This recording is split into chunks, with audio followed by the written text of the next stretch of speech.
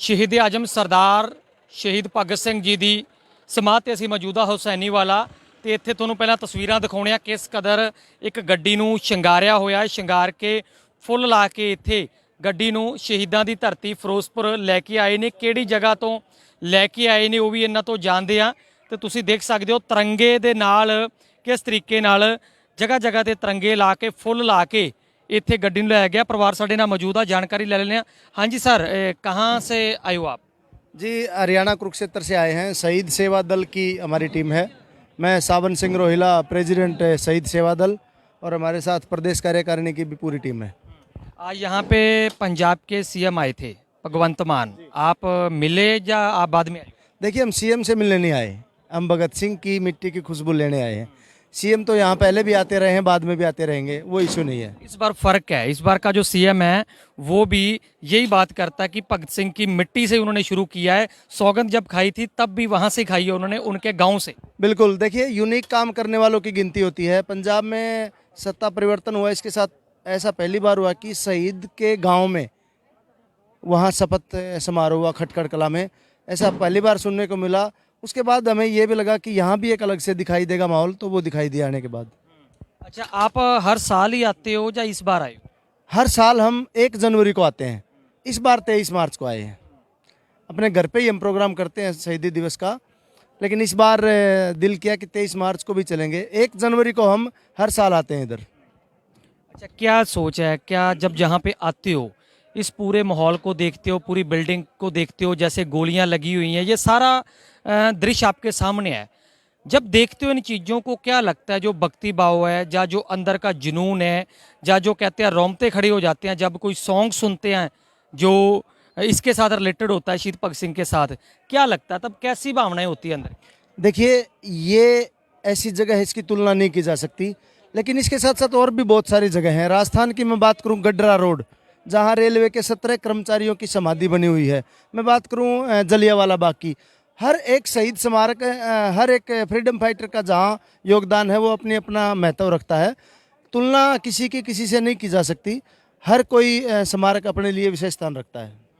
बच्चों के लिए क्या मैसेज है आपके लिए? बच्चों को क्या मैसेज दोगे कि शहीदों की किताबें पढ़नी चाहिए, उनको देखना चाहिए, क्या कुछ? बिल्कुल बिल्कुल, शहीदों की जरूर उनको मतलब किताबी ज्ञान के साथ साथ उनको अंदरूनी ज्ञान भी होना चाहिए, अंदरूनी फीलिंग भी होना चाहिए। क्योंकि मैं भी एक सैनिक परिवार से हूँ। मेरे पति जो है सूबेदार मेजर पद से रिटायर्ड हैं, और एक सैनिक परिवार के होने के नाते भी मैं ये मतलब मैसेज देना चाहूँगी कि हमें भी बहादुर बनना चाहिए शहीद भगत सिंह की तरह, और बच्चों को भी, हमें आने वाली पीढ़ी को भी बहादुर बनने का जज्बा पैदा करना चाहिए। आज की बात करें ना, आज के टाइम में बच्चों का ध्यान कहाँ पे है? जब का मोबाइल आया है ना हाथ में बच्चों के, जैसे आजकल ऑनलाइन एजुकेशन है, हर एक बच्चे के हाथ में मोबाइल है। बच्चे वहाँ पे स्पाइडरमैन बन सकते हैं गेम के अंदर, वहाँ पे बंदूक पकड़ सकते हैं, लेकिन देशभक्ति की जो भावना जब ये बात करें तो वो कहते हैं ये हमारे लिए नहीं है। ऐसा नहीं है सर, मैं दूंगा नहीं इसका जवाब। सर, ऐसा नहीं है बिल्कुल भी। देखिए प्लीज, 14 फरवरी का दिन पुलवामा अटैक से पहले एक पश्चिमी सभ्यता के नाम से जाना जाता था। मैं उसका नाम लेना नहीं पसंद करता, लेकिन जब से पुलवामा अटैक हुआ, पूरे देश के कोने कोने में वो बलिदान दिवस के रूप में मनाया जाने लगा। तो बच्चों को हम अच्छा प्रेरित कर रहे हैं और अच्छे परिणाम मिल रहे हैं। हम गेम की बात नहीं करेंगे। दूसरा, आज यहाँ मेला और दिन से अलग है। आपने भी देखा, हमने भी देखा। तो जब यहाँ भीड़ ज़्यादा हुई है तो पॉजिटिव परिणाम आ रहे हैं, इसीलिए। और बच्चे ही हैं, सबसे ज़्यादा युवा ही हैं। तो देश प्रगति की तरफ बढ़ रहा है, जागरूकता आ रही है धीरे धीरे। और शहीदों की मैं बात करूं, शहीदों की किताबों में अगर सिलेबस आ जाता है तो पढ़ेंगे अपने आप ही। अब तक तो सिलेबस ही नहीं है, आएगा तो पढ़ेंगे। यही बात ही मैं कर रहा था ना कि ऑनलाइन मोबाइल तो दे दिया पढ़ाई करने के लिए, लेकिन उसके अंदर जो देश भक्ति है या जो हमारे शहीद हैं उनका सिलेबस, जैसे आपने बोला, वो चीज़ें नहीं है, उनसे दूर रखा गया। इसलिए बच्चे गेम की और उन चीज़ों की ओर जाते हैं जिससे जिंदगियां बर्बाद भी होती है। राइट, मोबाइल एक बाजार है। आपके अंदर अच्छी भावना है, आप मोबाइल में अच्छी चीज़ें देखोगे। आपके अगर बुरी भावना है तो बुरी चीज़ें देखेंगे। मोबाइल का कोई कसूर नहीं है, मोबाइल में अच्छी चीज़ें भी हैं। मोबाइल तो एक बाजार की तरह है, खुद पे डिपेंड करता है आप देखना पसंद क्या करते हैं। ये बात।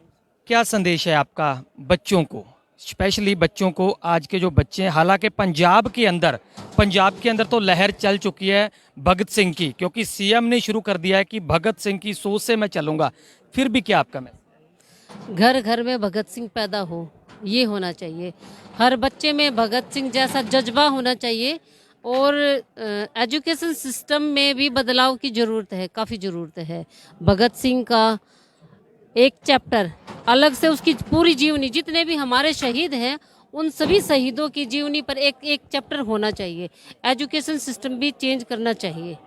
और ये एक, आप ये सोचिए कि इस संदेश से मैं एक अपना संदेश सरकार तक पहुंचाना चाहती हूं कि एजुकेशन सिस्टम में बदलाव किया जाए और हमारे शहीदों के, जितने भी शहीद हुए हैं उनके नाम पे एक एक चैप्टर ऐड किया जाए, ताकि बच्चों को नॉलेज होए और बच्चे इस जो कंप्यूटर आ गया या मोबाइली वो सिस्टम बढ़ गया वो ख़त्म हो जाए।